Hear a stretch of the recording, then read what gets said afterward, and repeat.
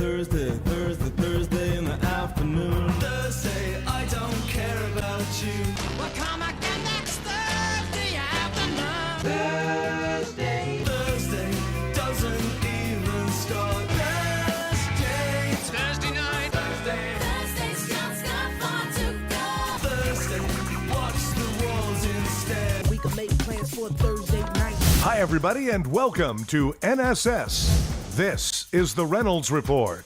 U.S. Airways pilot Captain Chesley "Sully" Sullenberger became an overnight hero in 2009 when he safely landed an engine-failing Flight 1549 in New York City's Hudson River, saving all 155 people on board. On Tuesday night, the 65-year-old once again stepped back into the spotlight, hitting the red carpet for the New York premiere of the Clint Eastwood-directed film about his odyssey and its aftermath, entitled Sully. The film, based on Sullenberger's autobiography, Highest Duty, My Search for What Really Matters, stars Tom Hanks in the title role. Hanks and Sullenberger posed side by side in sleek suits at the premiere at the Lincoln Center's Alice Tully Hall, just 8 minutes from Queens LaGuardia Airport, where the pilot flew Flight 1549 that fateful day.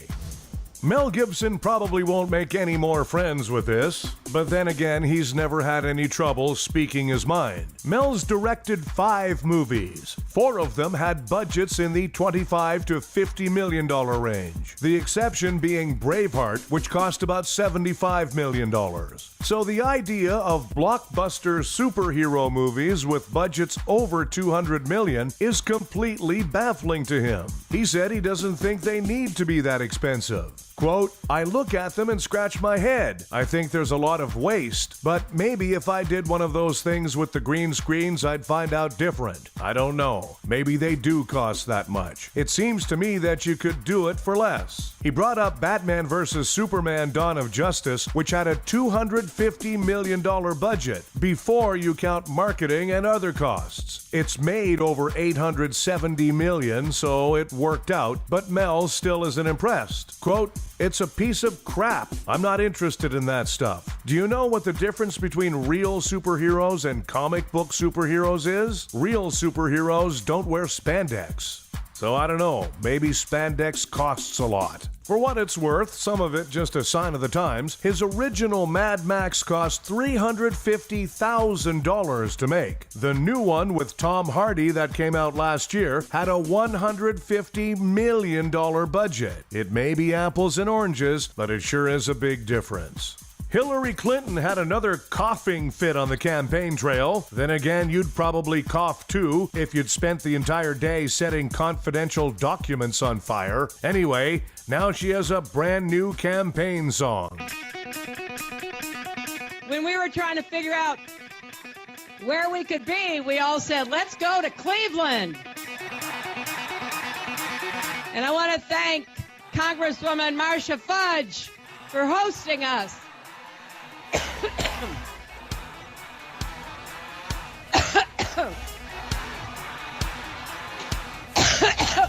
Every time I think about Trump, I get allergic.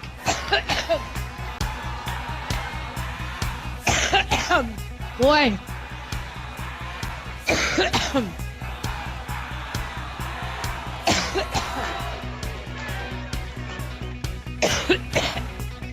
Whoa.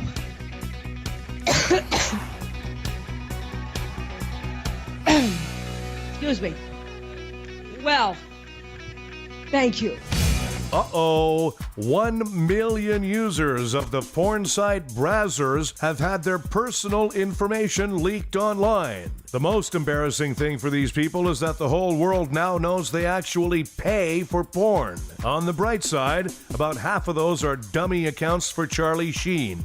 A documentary about Anthony Weiner will air on Showtime, and no, Andrew Tiziak, it's not called Sausage Party. The Revolution reunited at a Minneapolis club to pay tribute to Prince the other night. If Prince were there, I'm sure he would have said he was touched. And also, more drugs, please. A Pennsylvania judge says Bill Cosby is blind and might need special accommodations at his upcoming sexual assault trial. The real problem for Cosby being blind is he now roofies his own drinks. Police are looking for a vandal who defaced a sand sculpture of Justin Bieber at the New York State Fair. Currently, the police have narrowed their list of suspects down to everyone in the entire world with good taste. A Tennessee man has been charged with bulldozing his neighbor's house as part of an ongoing feud. Well, it's like I always say, fences and heavy machinery make great neighbors. Greta Van Susteren abruptly quit Fox News, saying it no longer feels like home. You know, especially now that the perverted uncle has left. A 19-year-old Florida woman was arrested after she set fire to what she thought was her boyfriend's car, but was actually some other dude's car. I think it's pretty clear why he broke up with her in the first place. A new study says sexually active older men are more likely to suffer from heart attacks, heart failure, or stroke. But hey, it's either go out thrusting or live a few more years playing pinochle. The choice is pretty clear. A survey found that 93% of workers say they are more productive outside of the office. Especially true for the ones selling crack in the company parking lot. Time for Nobody Gives a Shia LaBeouf says he's sober and earning his way back. Well, as long as he doesn't earn his way back into the Indiana Jones franchise. Hey, for some reason, you're famous crazy guy. Nobody gives a fuck. Marilyn Manson said Johnny Depp was unjustly crucified in his divorce. And then he doused himself in pig's blood, lit himself on fire, and screamed, "For the love of Lucifer, someone pay attention to me." Hey, Marilyn, nobody gives a fuck.